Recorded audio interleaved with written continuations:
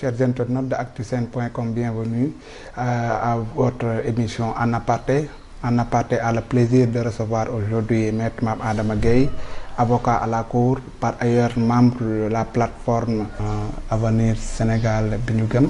Maître bi ñu bëgg. Maître, bonsoir. Bonsoir. Voilà, donc Maître, l'actualité, c'est un peu les rapports rendus publics par l'Inspection générale d'État et la Cour des comptes. Voilà, à la lecture de ces rapports, on a l'impression que les scandales se suivent et se ressemblent. Comment expliquez-vous cette persistance? Votre constat est juste, effectivement, c'est un éternel recommencement. Plusieurs choses l'expliquent, mais pour ne pas être long, je pense que l'explication principale est que c'est à cause du clientélisme politique. C'est-à-dire c'est deux choses. C'est la manière de choisir les responsables sur la base du clientélisme politique. On ne les choisit pas en fonction de leur intégrité et de leurs compétences, on les choisit en fonction de considérations politiciennes, en fonction de leur appartenance au parti au pouvoir ou de leur proximité avec le président de la République. Donc, il y a des risques. Quand on met des personnes qui ne sont pas forcément compétentes, pas forcément intégrées à des responsabilités, il ne faut pas être étonné que leur gestion puisse laisser à désirer. La deuxième raison de la récurrence de ce phénomène, c'est l'impunité. Parce que le texte est organisé de telle sorte que, pour l'IGE, seul le président de la République peut décider du sort des conclusions. Pour la Cour des comptes, quand ils constatent des délits, ils sont obligés de saisir le ministre de la Justice. Et on constate depuis des lustres qu'il n'y a quasiment jamais de poursuite consécutive à ces rapports des corps de contrôle. Ce qui veut dire que les pouvoirs publics utilisent à des fins politiciennes le pouvoir qui leur est donné le pouvoir qu'ils ont de donner une suite ou non. Donc c'est ça qui explique l'impunité et le mauvais choix par rapport aux critères requis en matière de gestion. Voilà. C'est ça qui explique la situation. Est-ce que cela semble confirmer ce que le chef de l'État avait déclaré depuis les États-Unis, qu'il a eu à mettre sous le coude beaucoup de dossiers? Mais c'est justement, cette possibilité de mettre sous le coude résulte de l'état de la loi. Et la rupture dans tout ça, Maître? Mais justement, il n'y a pas de rupture. Il n'y a pas de rupture parce que la rupture attendue de ce point de vue, c'est mieux choisir les hommes de manière objective, faire en sorte que le choix des hommes repose sur les critères d'intégrité et de compétence. Et bannir l'impunité. C'est ça la rupture. Mais en réalité, sur ces deux plans-là, les choses continuent. Une autre dimension de la rupture, ça aurait été aussi de modifier la loi. Parce que ça aurait été remarquable de la part du président de la République de modifier, par exemple, la loi sur l'IGE pour sortir l'IGE du giron présidentiel. Lui donner une autonomie totale et lui donner la liberté totale de faire suivre, de saisir les juridictions le cas échéant. Et lui de se limiter au traitement administratif des suites des conclusions. Mais de tout ça, il n'y a rien. Mais ce qui est curieux, c'est qu'apparemment, en fait, le chef de l'État a mis en place certains organes, notamment l'OFNAC, pour traquer un peu, voilà quoi, donc les voleurs à col blanc. Est-ce qu'il n'y a pas un paradoxe? Mais le problème, c'est qu'il ne s'agit pas simplement de mettre des institutions en place. C'est pour ça d'ailleurs que quelquefois on fait une erreur en considérant que la mise en place des organes règle le problème. La mise en place ne peut pas régler le problème, c'est une dimension. La mise en place des organes, c'est la manifestation de la volonté politique. Mais la volonté politique, pour qu'elle soit effective, c'est que ces organes remplissent totalement leurs fonctions. Ce qui n'est pas encore le cas. Je ne veux pas préjuger, je ne sais pas ce que le FNAC va faire, mais depuis qu'on l'a désigné, on n'a pas encore vu grand-chose. Donc voilà le problème. Justement, l'OFNAC a même du mal à faire appliquer, n'est-ce pas, cette loi qui voudrait que les ministres soumettent leur déclaration de patrimoine. Bon, il semblerait que tous les ministres sont déposés, il semblerait que le problème se pose au niveau des DAGE. Mais je pense que ça, ce n'est qu'un aspect de sa mission. Il y a un autre aspect qui est très important, c'est les questions de corruption. Et jusqu'à présent, les choses n'ont pas beaucoup bougé. Ok, donc Maître... Et je constate qu'il y a quand même un problème de volonté politique de ce point de vue. Ok, Maître, vous avez décidé de quitter la sphère de la société civile pour vous investir un peu dans l'arène politique. Qu'est-ce qui explique ce choix? Mais je n'ai pas quitté la sphère de la société civile, je suis toujours de la société civile. La loi permet à n'importe qui de s'engager dans la politique. La loi ne dit pas que pour faire de la politique, il faut être dans les partis politiques. Donc le choix s'explique par le fait que nous estimons qu'il est temps que nous prenions nos responsabilités. Nous avons participé en tant qu'acteurs de la société civile, en tant que citoyens, à tous ces processus en espérant que les politiques feraient leur travail. Nous constatons que les engagements que nous avons eus pour ces changements sont restés sans suite parce que les ruptures attendues ne sont pas au rendez-vous. Et aujourd'hui, nous avons décidé de prendre nos responsabilités pour proposer une offre alternative et crédible. Justement, maître, donc votre discours n'est pas nouveau. Hein? Voilà, vous avez toujours prôné, n'est-ce pas, certaines valeurs, n'est-ce pas, comme l'éthique, la vertu, etc. Vous avez même été candidat lors des élections de 2007. Aujourd'hui, sur quoi vous fondez, hein, vous pensez que vous pouvez changer le cours des choses? Nous n'avons pas la prétention de penser que nous pouvons changer le cours des choses. Ce n'est pas nous qui pouvons changer le cours des choses si les populations le veulent.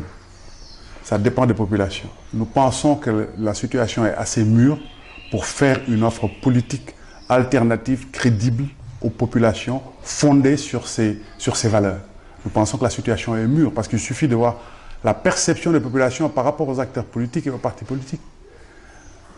Les populations, aujourd'hui, à la suite de ces rapports, les populations marquent leur déception en voyant comment, de manière récurrente, les élites politiques se servent du Sénégal et ne servent pas le Sénégal. C'est pour ça que nous voulons changer de paradigme, proposer une nouvelle façon de faire la politique, proposer une nouvelle classe politique, justement, une nouvelle éthique politique. Justement, par rapport à ça, vous reposez, en fait, votre démarche repose sur les conclusions des assises nationales. Comment expliquez-vous le retard accusé dans la mise en œuvre de ces conclusions par l'actuel régime? Parce qu'il n'y a pas de volonté politique de mettre en œuvre les conclusions des assises nationales. Les assises nationales ont été utilisées de manière opportuniste pour séduire le peuple des assises. Parce qu'entre les deux tours, le président est allé signer la charte de gouvernance démocratique pour séduire le peuple des assises. Et depuis 3 ans qu'il est là, on se rend compte qu'il n'a pas la volonté réelle de mettre en œuvre les conclusions des assises nationales. Quand il dit qu'il en prendra ce qu'il en jugera bon, avez-vous l'impression que vous avez fait un travail inutile? Du tout, ce travail ne sera jamais perdu. Mais d'abord, je voudrais dire qu'il faut bannir le jeu quand on parle de choses aussi importantes que la Constitution. La Constitution est l'affaire de tous les Sénégalais. Ce n'est pas l'affaire du seul président Macky Sall, même s'il est le président de la République. Il faut bannir le jeu, cultiver le consensus, écouter le peuple, écouter ce que veut le peuple sénégalais. C'est ça qui est important. Maintenant, comme je vous l'ai dit, ce travail ne sera pas perdu. C'est une des raisons d'ailleurs de la mise en place des Sénégal Biñu-Bëgg. C'est justement parce qu'on constate le renoncement des principaux acteurs des assises aux conclusions des assises que nous nous inspirons des conclusions des assises pour faire une offre alternative et crédible, pour que les conclusions des assises ne restent pas lettre morte, parce que c'est un travail remarquable qui a été fait par ce que le Sénégal a de meilleur comme compétences. Peut-on s'attendre à ce que vous briguez à nouveau en fait, le suffrage du Sénégal en 2017 ou 2019, c'est selon? Dans le cadre de Sénégal Biñu-Bëgg, nous travaillons à créer les conditions pour avoir un candidat à l'élection présidentielle et aux élections suivantes, notamment les élections législatives. Vous êtes prétendant? Sénégal Biñu-Bëgg aura son candidat. Le président Macky Sall semble revoir sa position par rapport au référendum. Il dit avoir sur la table 2 options. La première, c'est le référendum. L'autre, c'est la saisine du Conseil constitutionnel. Vous, en tant qu'avocat, quelle est l'option la meilleure pour le Sénégal? Ce n'est pas une question juridique. Je ne veux même pas en discuter sur le plan juridique. C'est une question politique. C'est une question d'éthique politique. Le président de la République doit respecter sa parole. Il ne tient qu'à lui à respecter sa parole. Il ne faut pas qu'il essaie de se servir des mécanismes de référendum ou de la saisine du Conseil constitutionnel pour instrumentaliser ces mécanismes, pour ne pas respecter sa parole. Aujourd'hui, nous avons l'impression que le War-Waret est en route. Il y a tout un processus. Il y a eu Kaffrine, ensuite l'interview du président au Figaro, ensuite la déclaration du ministre des Affaires étrangères, une déclaration du secrétaire d'État à l'alphabétisation qui s'inscrivent dans la même logique. Nous allons vers les 7 ans. Les Sénégalais n'accepteront pas ce reniement. Aujourd'hui, on est sur la voie du reniement et ce serait extrêmement dommage. Parce que le reniement disqualifierait moralement le président de la République. Et nous ne le souhaitons pas. Ce n'est pas une question juridique, c'est une question de respect de la parole donnée. C'est une question d'éthique politique. Voilà. Maître, récemment, il y a quelques jours, l'Assemblée nationale a adopté la loi portant de 10 à 15 le nombre de députés nécessaires pour former un groupe parlementaire. Le corps commentaire, vous en faites d'abord. C'est un recul démocratique grave. Grave, parce que il n'est pas concevable qu'à l'Assemblée... Le résultat de cette loi, c'est qu'on va avoir une Assemblée monocolore au service de l'exclusif, caporalisée par l'exclusif, par l'exécutif. Et ça, c'est dommage. Au moment où on s'attend, au moment où on parle de dialogue politique et que l'Assemblée nationale doit être le cadre par excellence du dialogue politique, on met en place une loi qui rend plus difficile la constitution de groupes parlementaires. Alors que ce sont ces groupes qui doivent être les composantes principales du dialogue politique, qui doivent permettre d'assurer la respiration démocratique de l'Assemblée nationale. C'est un recul démocratique fondé sur des calculs politiciens. Et ce qui est regrettable, c'est que comme sous Diouf, comme sous Wade, encore sous Macky Sall, voilà, des députés de l'opposition contestent, n'est-ce pas, ce vote sous prétexte qu'il y a eu de faux dans le décompte des voix. Pensez-vous que cela va prospérer? Pour moi, ce n'est pas le plus important. Mais comme je le disais tout à l'heure, ce qui est important, c'est que de manière récurrente, les pouvoirs en place détournent la loi à des fins politiciennes. C'est ça qu'il faut regretter. Ça, le reste, c'est les détails. La question du décompte des votes, de toute façon, la majorité va passer. Maintenant, à 1 ou 2 ou 3 voix. Après, ce n'est pas le plus important. Ce qui est le plus important, c'est de constater ce recul démocratique. Et ça, c'est dommageable, compte tenu, c'est ni conforme aux assises nationales, ni conforme à l'esprit du 23 voilà. juin. Beaucoup pensent que c'est une manière pour le régime de bloquer de barrer la route au Parti socialiste qui, on le soupçonne, s'apprêtait à quitter le régime. Quelle analyse faites-vous un peu de compagnonnage entre APR et le PS de manière spécifique, de manière générale, le Benno Bokk Yakaar? Je ne veux pas faire de la divination politique et surtout je ne veux pas me mêler de ces questions politiciennes. Il faut que les choses soient claires, que les options soient claires. Moi, ce que je constate, c'est que je ne cherche pas les intentions derrière.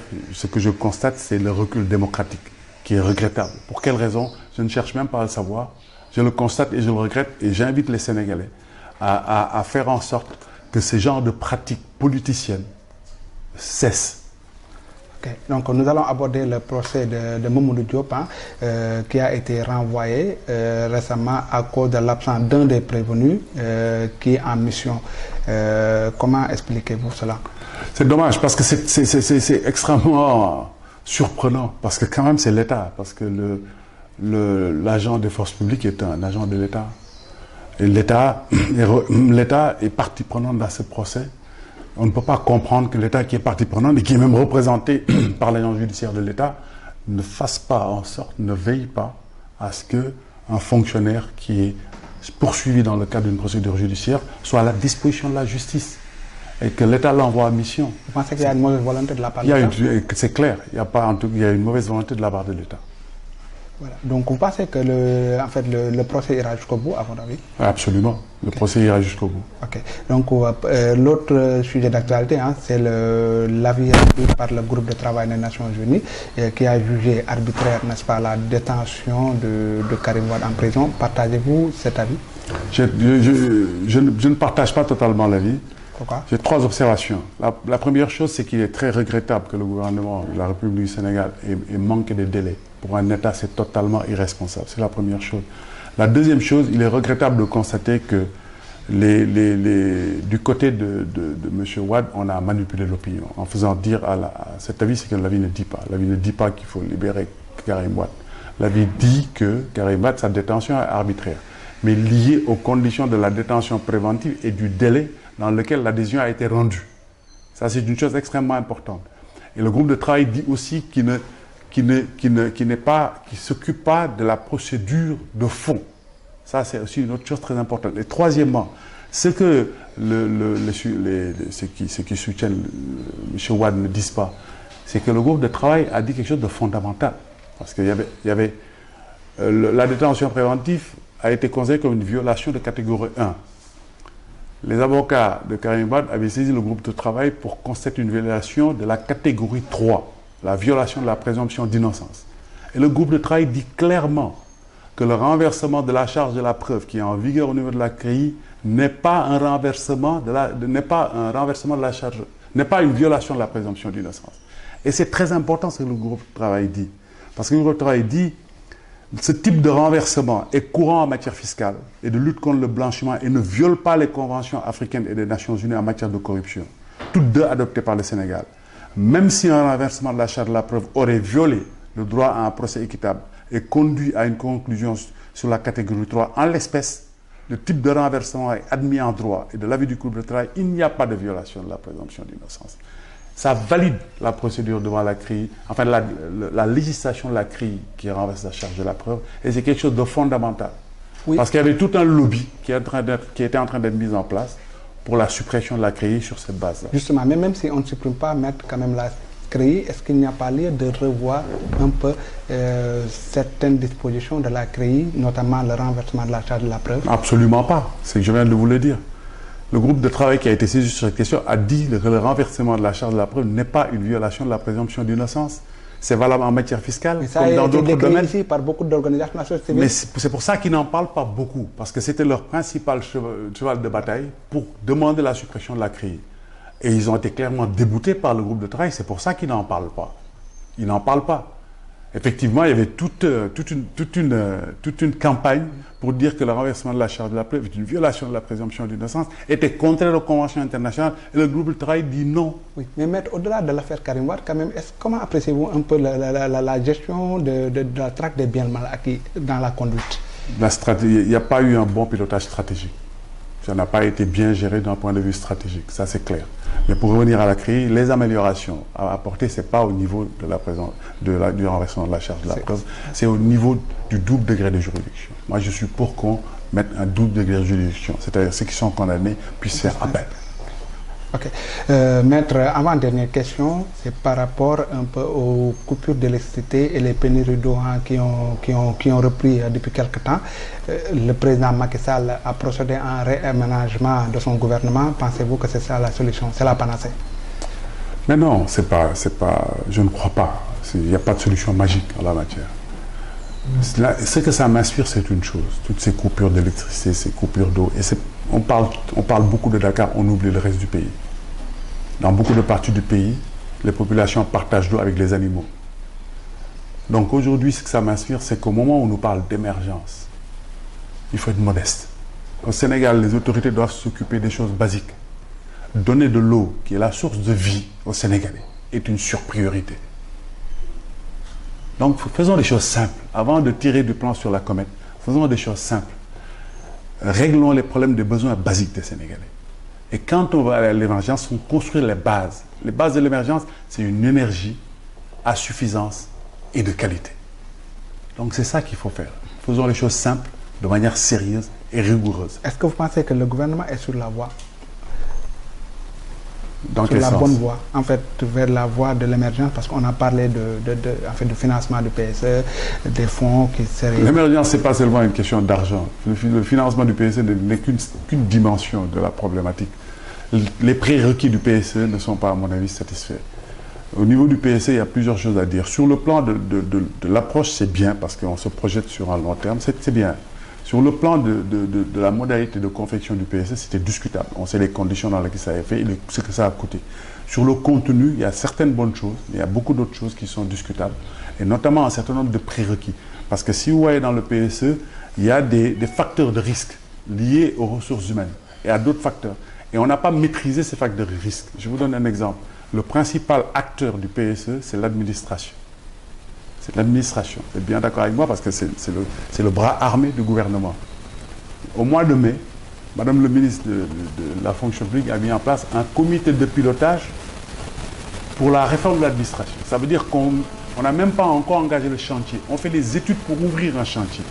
Comment peut-on faire des études pour ouvrir un chantier de l'administration et dire on fait le PSE dont c'est l'administration le maître d'œuvre? Voilà les incohérences qui risquent de poser problème. Je vous remercie, maître. Je vous remercie également d'avoir bien suivi l'émission. Je vous donne rendez-vous la semaine prochaine, Inch'Allah.